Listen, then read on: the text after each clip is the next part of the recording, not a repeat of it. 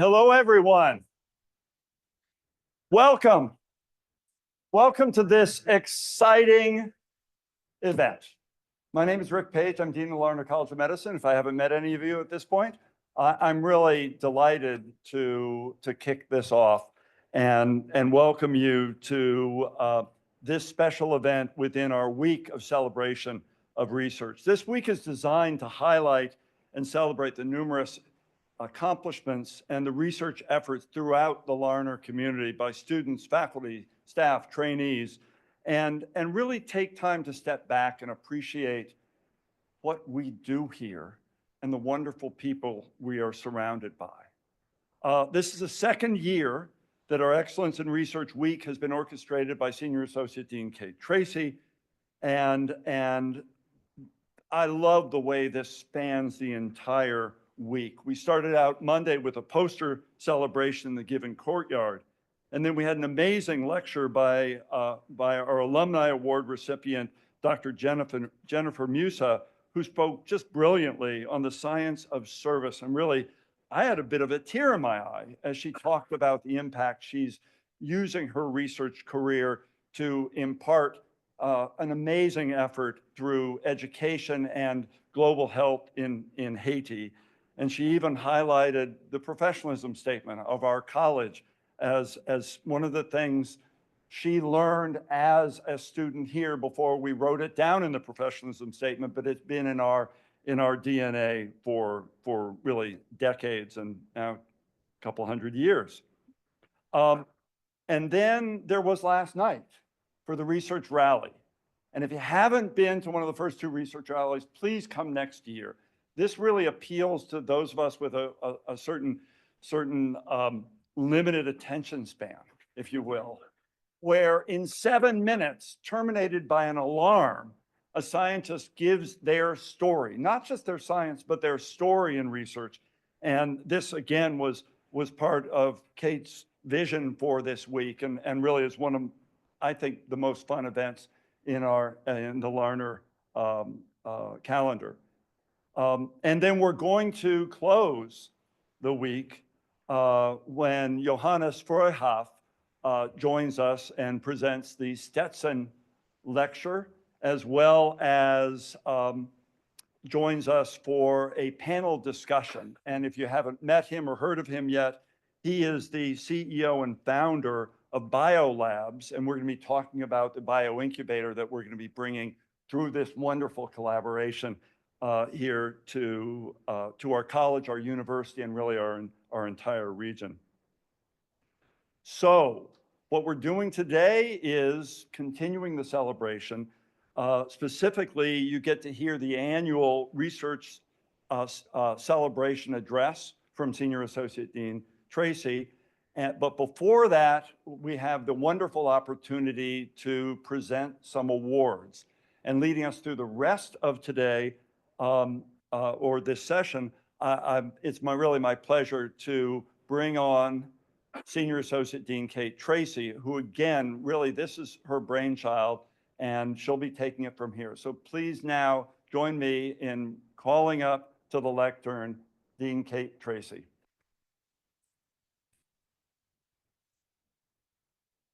Thank you, Dean Page. Can everybody hear me? Jason, we good? Excellent. Jason was kind enough after last year's celebration to humor me by getting me my own Madonna style mic so that I could move freely about this space. So this is my first real embracing of my Madonna moment.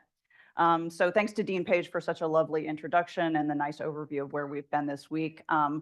I've been a little bit manic, actually, from the excitement of the week. Our students kicked it off with a phenomenal event on Monday, a great alumni awardee speaking on Tuesday, research rally yesterday, my fabulous address today, and a wonderful set of awardees, and then the Stetson lecture and the panel discussion tomorrow. So I appreciate how all of you show up to celebrate all of the great things that we do here in the college and to support each other and to focus on all the great work that we do. And with that, I'm going to ask Dean Page to take his appointed spot, and we're going to move to the Academy Awards section of the program. So this year, outstanding research publication medical student nominees are feel like we need a drum roll, Jason. Jordan Franco, Brittany Palermo, Brian Shin, Deepinder Singh, and Eric Stoutenberg. And the winner is Brittany Palermo. Is Brittany with us?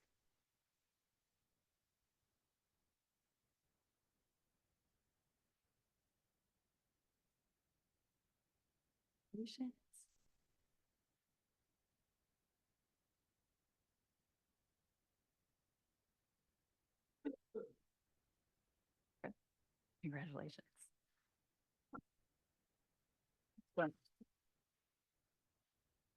And I love that we have little voices in the audience celebrating right along with us.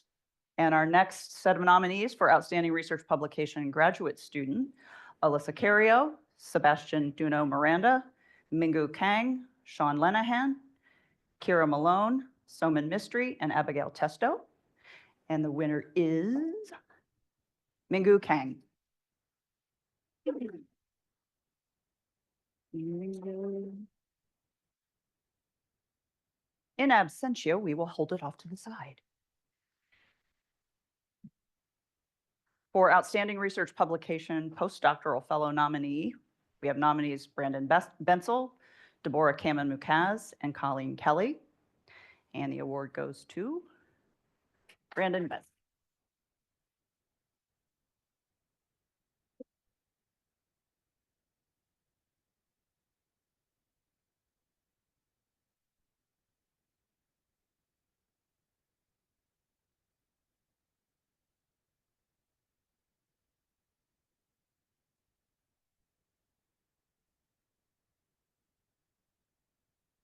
For Outstanding Research Publication Resident nominees, Stas Amato, Kayla Berrigan, Solomon Feuerwerker, Nendi Indig, and Brianna Leahy.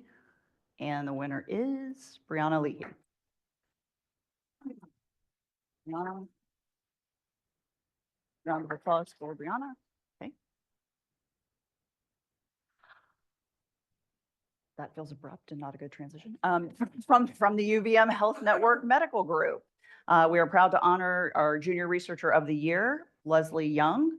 I believe Leslie is actually headed to the hurricane in Florida for the American Academy of Pediatrics meeting. Is anybody from pediatrics here that could accept on her behalf? Wonderful. Round of applause for Leslie.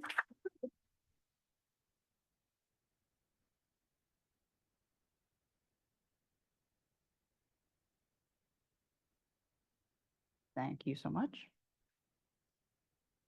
Also from the UVM Health Network, Senior Researcher of the Year Award goes to Dr. Ira Bernstein. Ira?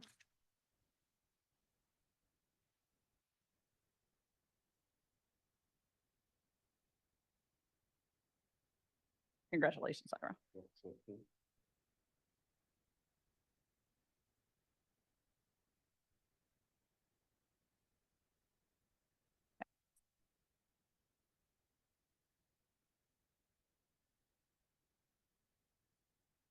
Our next set of awards are Clinical Research Coordinator staff nominees. The nominees are Elizabeth Abrecht, Lori Chassereau, Rebecca Cole, Hannah Freering, Rebecca Hibbard, Margaret Parker, Jessica Rooney, Tiffany Sharp, and Julie Sweet. And the award goes to Rebecca Cole. Rebecca.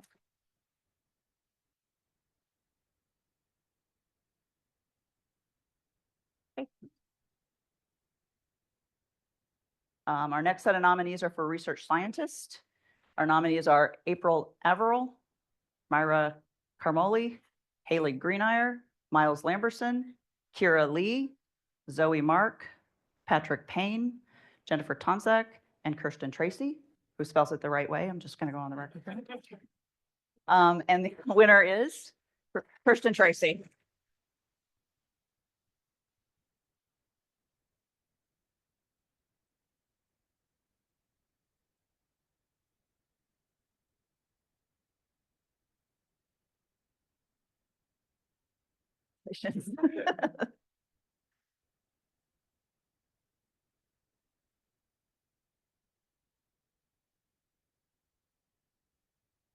Congratulations.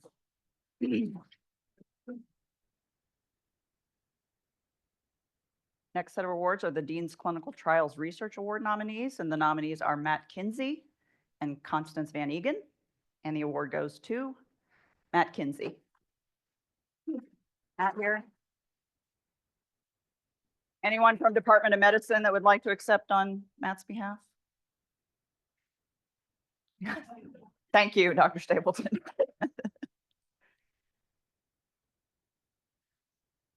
The Dean's Research Mentorship Award nominees for this year are Julie Dumas, Jason Stumpf, and Gary Ward. And the winner is Jason Stumpf. Ray Jason. Is anybody from molecular physiology here? Matt, would you mind taking Jason's? Thank you, sir. The Dean's Rising Star New Investigator Award nominees are Jessica Badlam, Emily Bruce, Daniel Burstein, Matt Caparizzo, Elias Klemperer, Carol McBride, and Alina Vandenbroek Altenberg. And the winner is Elias Klemperer.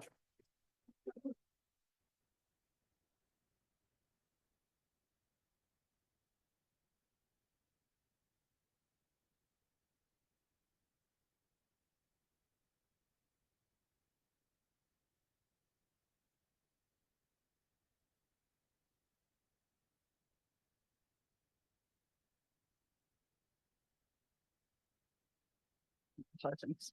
Hold on.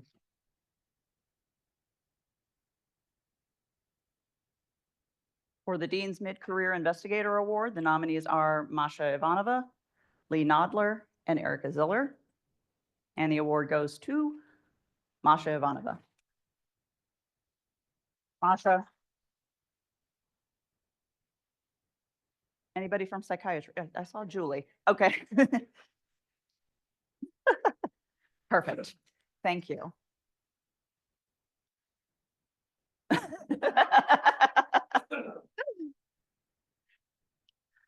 The Dean's Research Senior Investigator Award, also known as our Research Laureate Award. The nominees are Jean Shelley, Alexandra Potter, Janet Stein, Michael Toth, and Dan Weiss.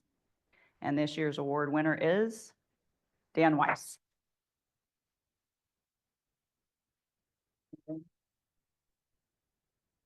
Oh, wait, no, there he is.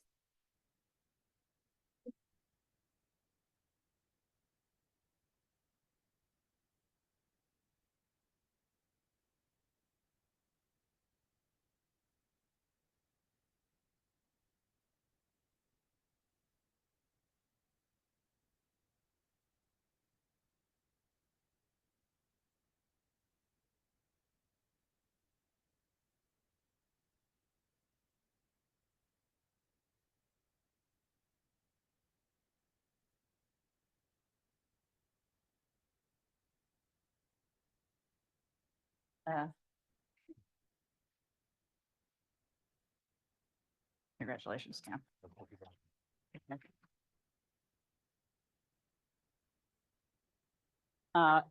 Dr. Musa actually received her reward during the ceremony on Tuesday, but I just wanted to sort of highlight again the amazing talk that she gave. So she hadn't been back to UVM in 30 years.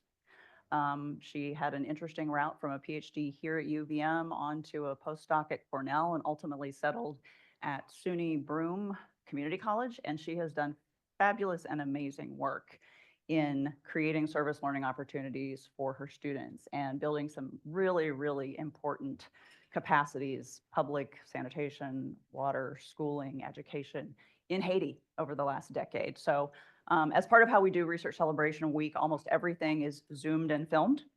And we will parse that down into individual videos that'll be posted to our YouTube channel. So I would encourage you, when you have a moment and you're feeling like you just need to feel inspired by something, seek out this video talk from Dr. Musa, because it was incredible to think of all that she has done to build capacity with students and the amazing transformation it has been, not only for the students, but also for the community in Haiti that she's been working with. So a big shout out to her as our alumni winner. So one more round of applause, I think, for all of our nominees and our winners. And now I'm supposed to do some little dance and a nice transition to the next portion of the show, which is my research celebration address.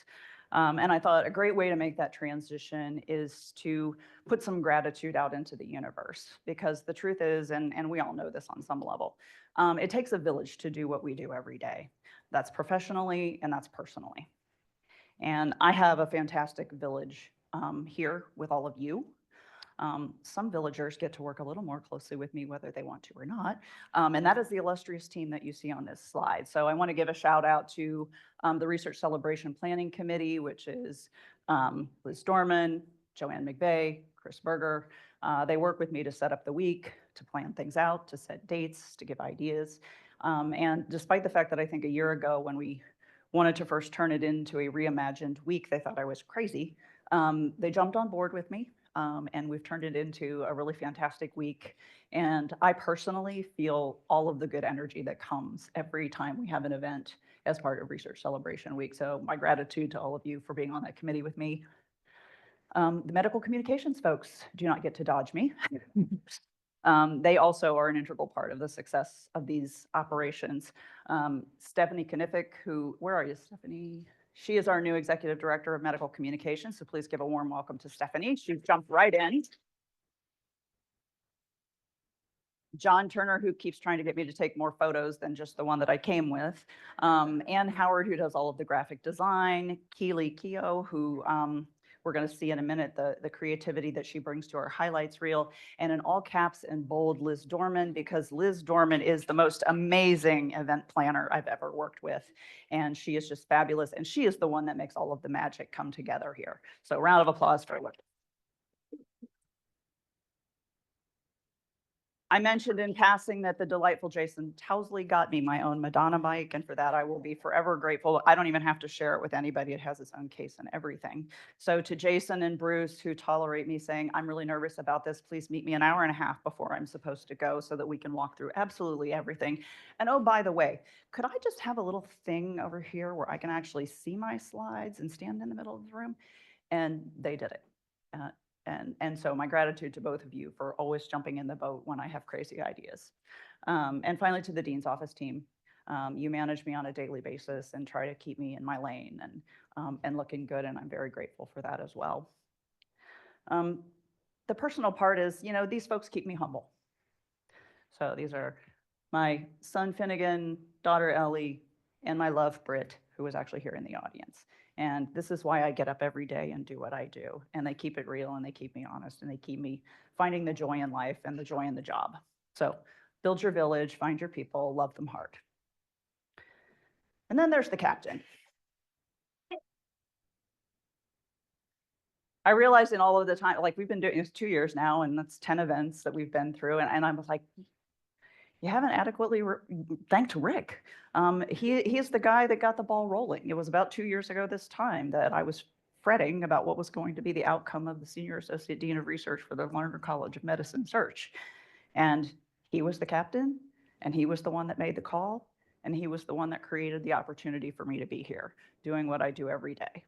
And he's been an absolute fabulous mentor, thought partner, and he too, I think sometimes to his surprise and occasionally to his delight maybe, joins me in the crazy ideas. Can we try something new? Can we do it differently? Can we reimagine it? I just think people would like it a little bit differently. And he does that.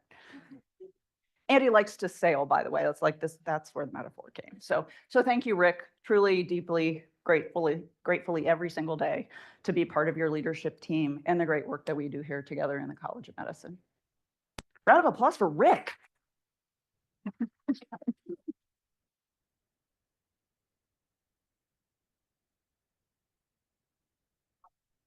See sides. It's supposed to be fun. All right. So now we get to the formal part of it.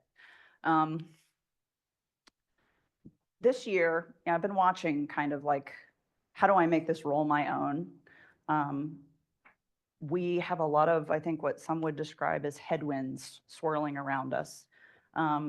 And sometimes people choose to focus on that when they talk about where are we going, what have we done. I prefer to stay focused on the positive. I prefer to stay focused on what do we dream about? What do we want to do for discoveries? How do we engage more effectively? So the tagline for this year's address is dream, discover, and engage. So never doubt that a small group of thoughtful, committed citizens can change the world. Indeed, it's the only thing that ever has. Again, back to the citizenry of this wonderful place. For the last 15, 16 months or so, I've had this wonderful group of people. They're there.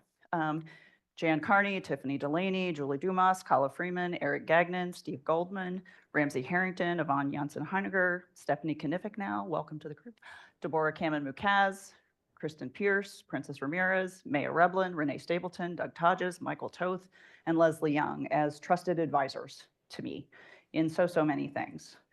So once a month we get together. I bring my woes, I bring my ideas, and so do they. And we talk through where do we want to go? What are some of our challenges? How do we get there together?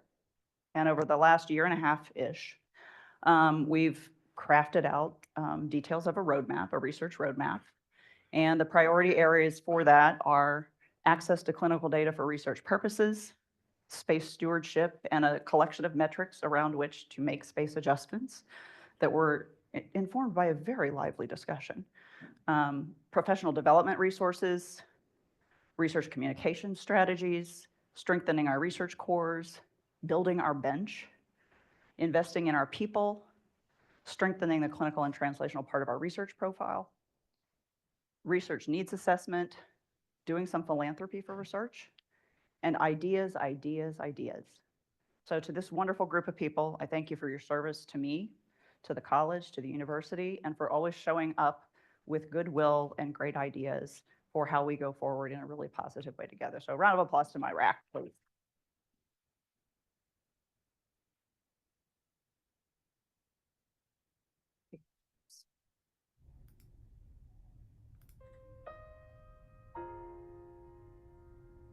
I've been watching something for the last 2 months, and it's been an interesting transformation culturally and publicly on a national level. And I've watched people show up in the thousands for a leader who stepped forward in positivity. And that is why I'm standing here today, focused on dreams and discovering and engagement, because I believe we are our best selves when we are dreaming and making music and thinking big ideas. And so my invitation to you as we step through the rest of the talk is to focus on all of the good that we do, to focus on the nobility of the profession of being a scientist and a researcher and an educator. And we're going to step through the rest of that with all of this in mind. And I do love Willy Wonka. So what dreams have we advanced this year? Well, we have great work happening in our graduate student population. We have 104 graduate students that are conducting research in LCOM labs. We've had 7 graduate students with individual fellowships and 51 publications co-authored by our LCOM graduate students in the past year. So a round of applause for our grad students.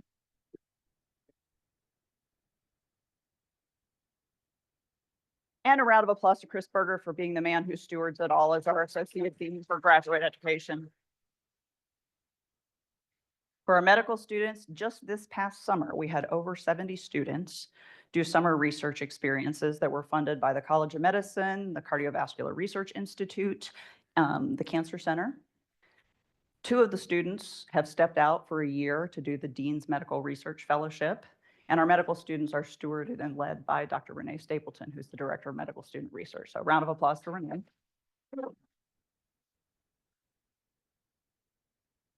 And just to put it in a bit of context, these are hot off the press photos from Monday of this week to show you the great turnout that we had for our medical students and our graduate student poster session. So what you see up on the screen are actually hallways through the Gibbon building first floor. So the Hale Gallery was full of posters. I don't know, what do we call it? Main Street, is that what we call that hallway coming down? That whole hallway was full, all along the bistro. And it was just a really fantastic experience. And I saw many of you show up for our students, talk to them about their posters and their great work. And it was just wonderful to support our active learners and to see so much enthusiasm for the next generation that's coming behind. space. In terms of progress, how many of you are from the staff or housed in the Stafford building, occupants of the Stafford building? Yes, for the first time, we have solved the summer heat wave problem. The Stafford Chilled Water Project was successfully implemented, and people and things in the Stafford building have stopped melting. Yay. Big shout out to Eric and his team for that.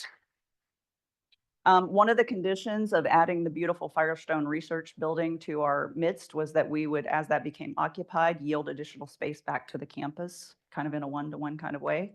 We added about 35,000 feet, in the Firestone building, and we need to yield about that back to the campus. And so again, with advice and guidance from our RACA group on metrics, we've been working to right size the footprint of the College of Medicine.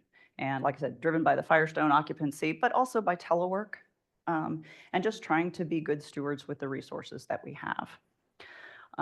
Steve Goldman, our wonderful LCOM Chief Information Officer. I got to know Steve very early in my tenure here.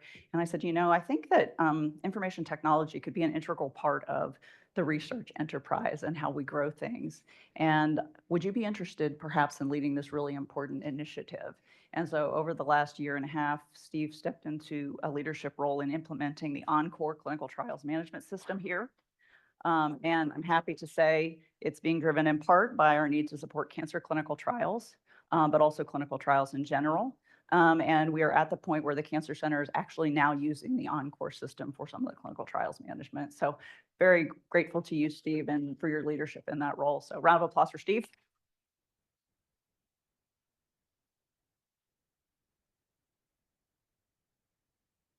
We continue to be home to four Center of Biomedical Research Excellence awards and/or clinical and translational research grants. So we have the Vermont Center on Behavior and Health, which entered its phase 3 funding in the last year. We have the Translational Global Infectious Disease Research COBRA, which is in phase 2 under Beth Kirkpatrick. We have the Vermont Center for Cardiovascular and Brain Health, which is finishing up phase 1, pending review of their phase 2 renewal application. Woohoo! We feel all the good vibes of that. And the Northern New England Clinical and Translational Research Network grant stewarded by Gary Stein. So for those of you who are unfamiliar with the IDEA state programs, this is special funding that rural states are eligible for. We are actually so good at this that we have had 4 COBRAs going at once. We will continue to use this to build capacities. And it's sort of a testament to the great science that we do here at UVM. We also saw renewal of our Center on Rural Addiction, which is led by Tracy Sigmund in the last year. The center's mission is to expand addiction treatment capacity in designated rural counties by providing consultation, resources, training, and evidence-based technical assistance to healthcare providers and their staff. One of the stories you might have seen about this particular center in the last year or so was that they placed a vending machine with Narcan in it in a community, I think in the south of the state. And it's been very successful in reducing opioid related deaths. So big shout out to Stacy. I haven't seen Stacy here. Well, I'll give her a round of applause anyway.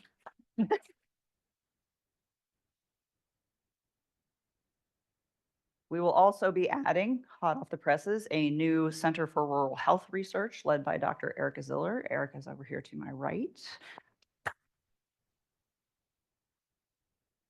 She recently received notice that she will be able to establish the Northeast Rural Health Research Center, which will conduct applied research focused on rural healthcare access.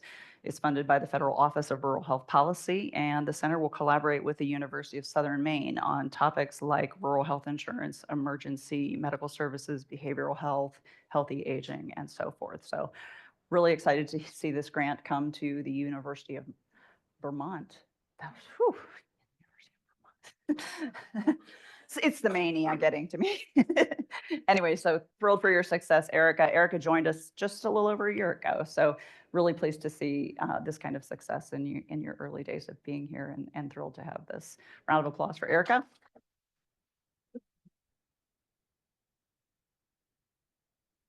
The Cancer Center continues to build its funding portfolio in support of recapturing designation as a National Cancer Institute Cancer Center. Part of the requirement of that is that we are servicing a wide range of people, that we have a robust grants portfolio, that we are, helping patients get access to clinical trials and so forth. And we are very much on target for Randy Holcomb, our Cancer Center Director, to be able to submit the application in the fall of 2026. So I can't see if Randy's here, but kudos to Randy and his great leadership on continuing to build the funding for the Cancer Center.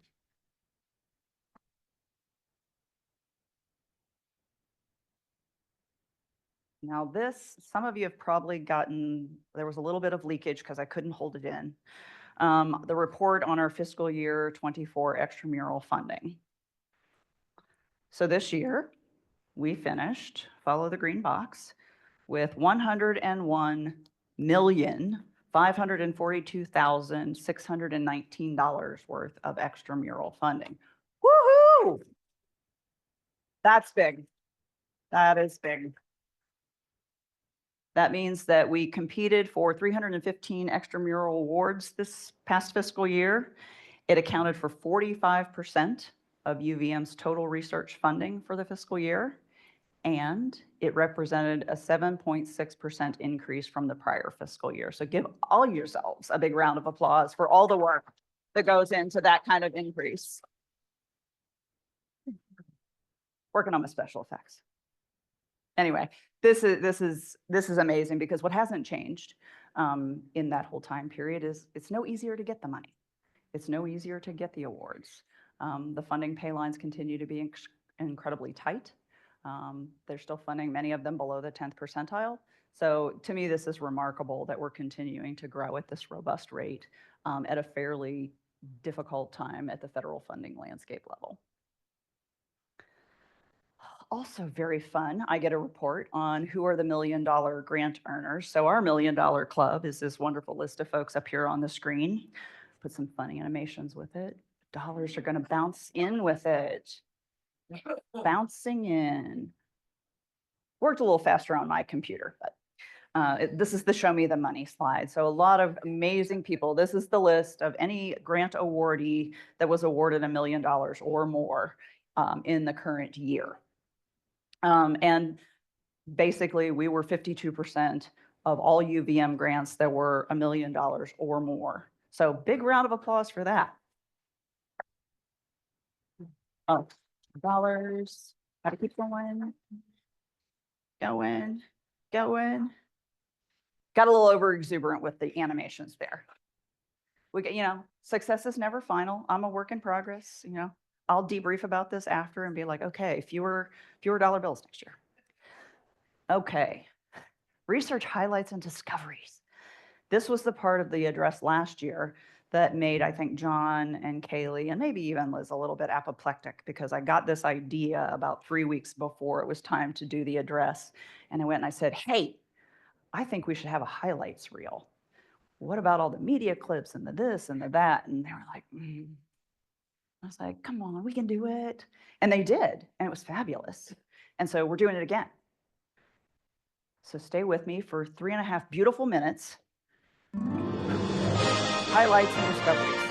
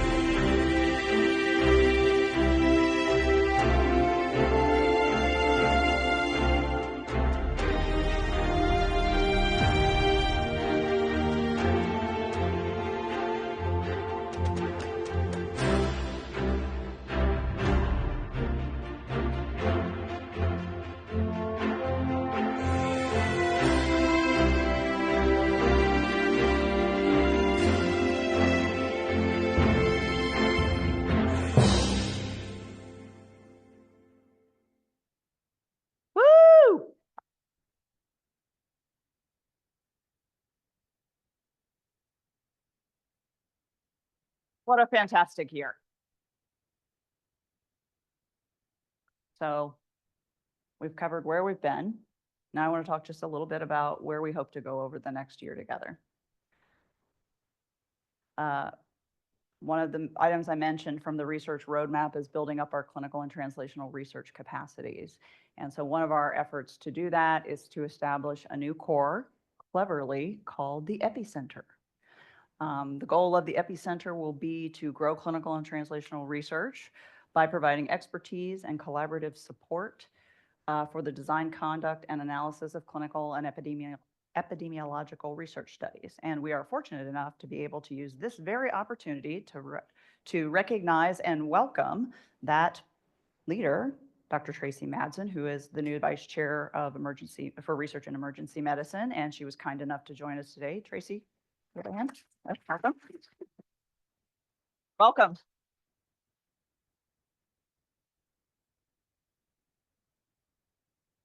So some of you probably noticed the buttons on the tabletops.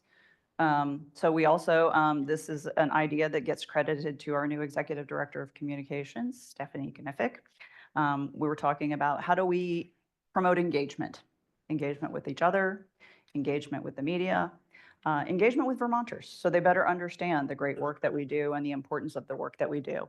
And Stephanie sent me an email and she said, you know, I know about this other thing. They had these cute little buttons, and what they would do is they would bring an investigator into the studio, and Research Rally is 7-minute talks. This will be 3-minute talks, and being able to explain to, say, a 7, 8, 9-year-old. And so we're going to be launching this. The button is yours to, you know, feel festive and kind of support it. The go live link is here. So in the coming probably weeks, not days, there will be a form up there. So if you are interested in telling a 3-minute story about your research, I encourage you to visit the link, fill out the form, and then the medical communications team will review, we'll make some decisions, set things up, probably do these over time. This will help us generate content for the college and the great research that we do that can be used in stories, expertise to the media, so on and so forth. I also encourage you to ask each other. So one of the things I loved about last night at the research rally is we did the rally, we heard amazing stories, absolutely fabulously amazing stories. And then we had, you know, a little bit of standing around and mingling. And I had multiple people come up to me and say, you know, I've known so-and-so for years, had no idea what he or she did, don't engage with them very often. This is great. So part of what I want to try to do is more community building, getting you guys to talk to each other, getting you to talk to me, getting you to ask questions, creating those opportunities for collisions where you just happen to start chatting up about the great work that you do and you find some kind of common thread, and that sparks a collaboration. And the I Love Research hashtag Ask Me is one step in that direction. So big shout out to Stephanie for a great idea. Big shout out to Liz and team, because this idea came online, oh, I don't know, 10, 14 days ago. And Kaylee did the design for the button. They got the buttons here by 10:30 this morning. You know, it was a mad scramble, me and my great ideas. But I really do think it's a good idea. And I hope that you will engage and tell your stories to your families, to your friends, to your colleagues.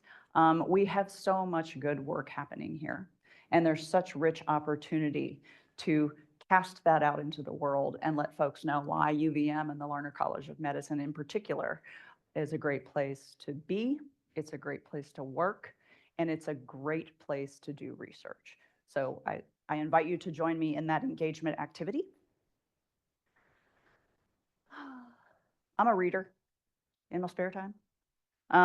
And I have been hearing, again, solicited and unsolicited, a real interest in people building leadership skills. Many, many people find themselves in leadership positions because they work hard, they're successful at getting grants. They may or may not want to be leaders in a long-term kind of way, and they may or may not feel like they have the skills to be leaders. And so in collaboration with Dean Rebecca Wilcox, who's the Dean of Faculty, we hatched recently the idea of a research leadership book club.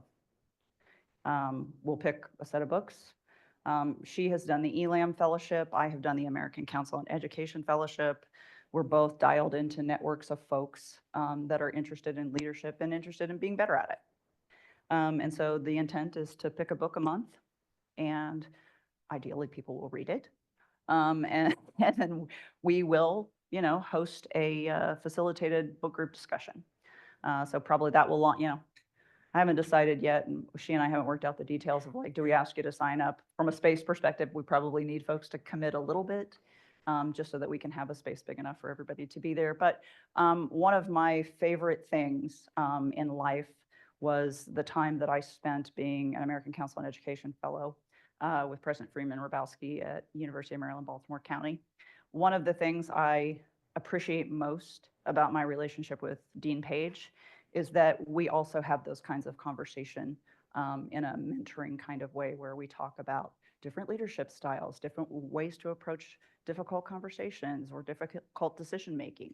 And it raises the bar on me every time we have one of those conversations. And it raises the bar for me to just hear other people talk about it. So the idea, again, from an engagement perspective, is to create opportunities for us to build some of those skills together.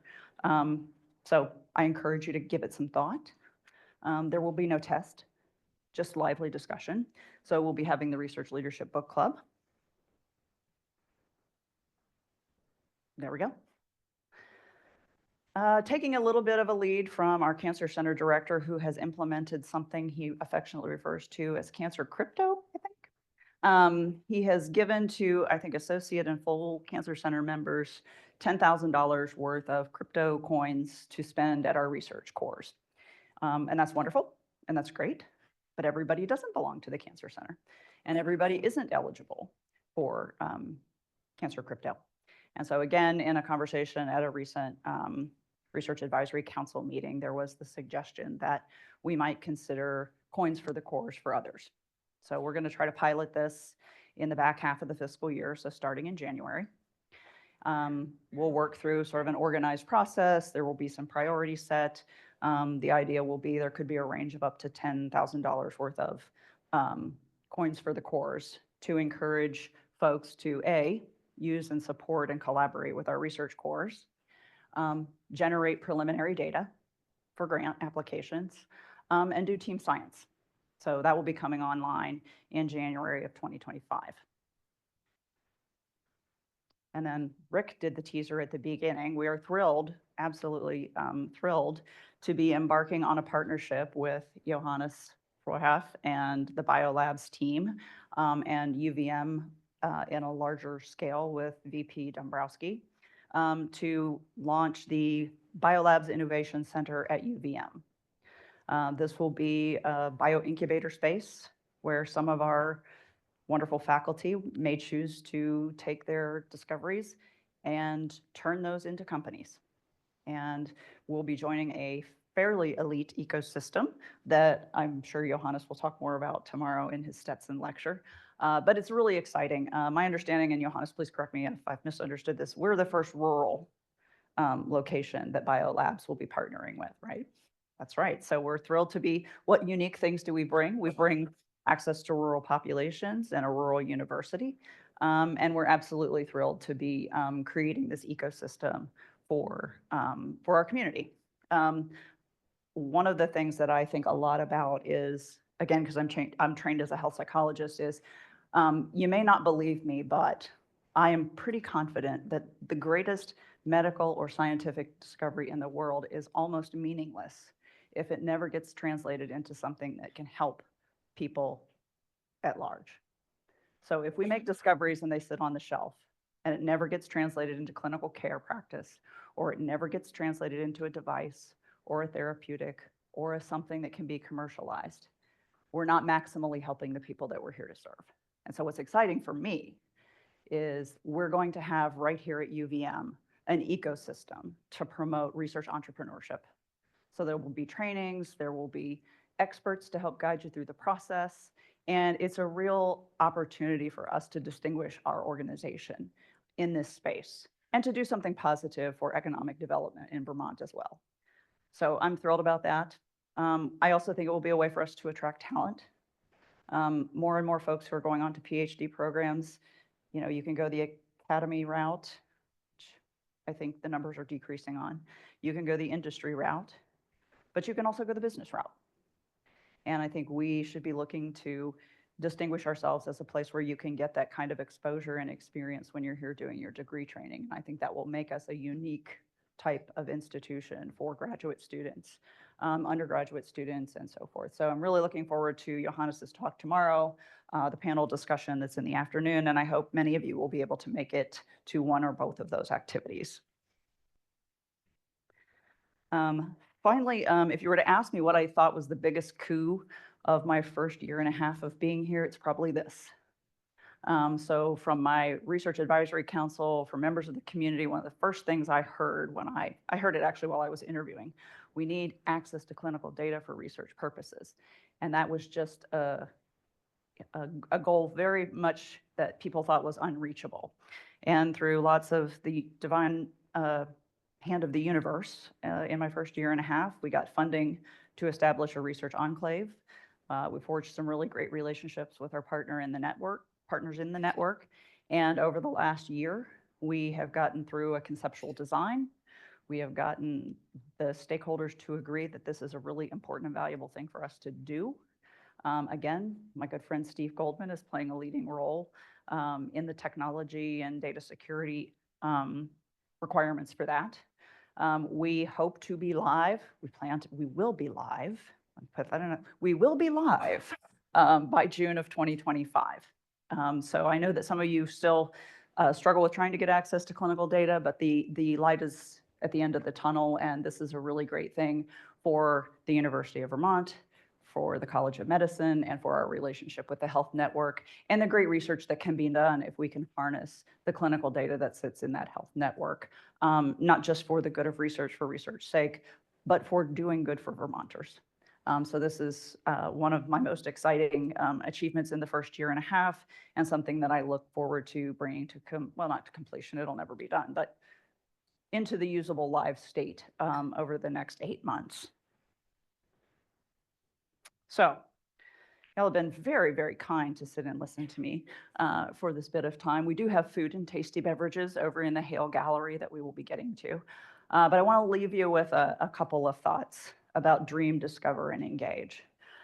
I think dreams are they are the stuff of being human. And sometimes it's really hard to stay focused on your dreams when things feel hard and when you feel like you're constantly butting up against headwinds and challenges and so on and so forth. What I've experienced being here in a year and a half is that this community of people can do amazing things.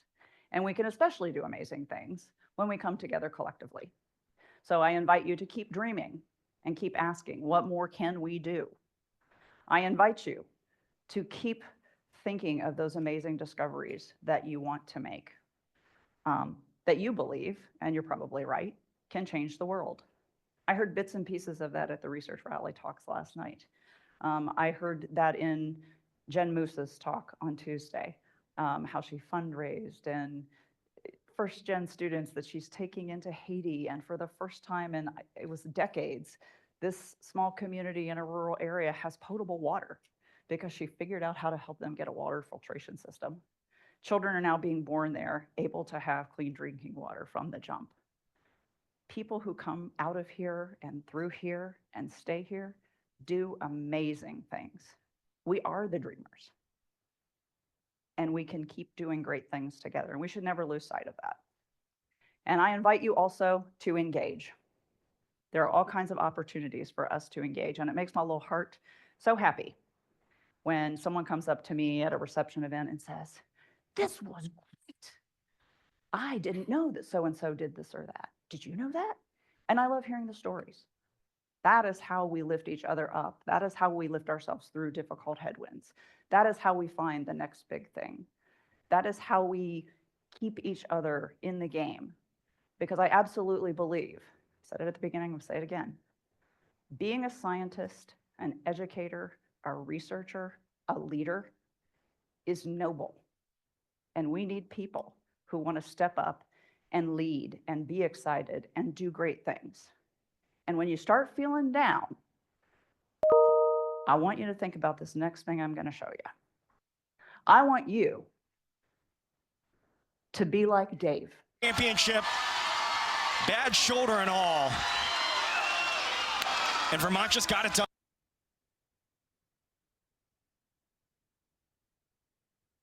I've gotten to know Dave fairly well over the last year and a half. He indulges me when I just want to pop by and be like, hey, you got a few minutes? I just wanted to ask you a couple of questions. That kind of enthusiasm that he showed for Vermont's basketball team when they won is the same kind of enthusiasm he brings to being a department chair, to mentoring the next generation of scientists, to squabbling with me about, this and that and the other thing. So when you're down in the mouth, when you're not sure you want to engage, when you think your dreams have been dashed, I'm going to do it one more time because it's fun. Championship, Be like Dave. bad shoulder and all. And Vermont just got it done. Round of applause for Dave and his enthusiasm. Woo!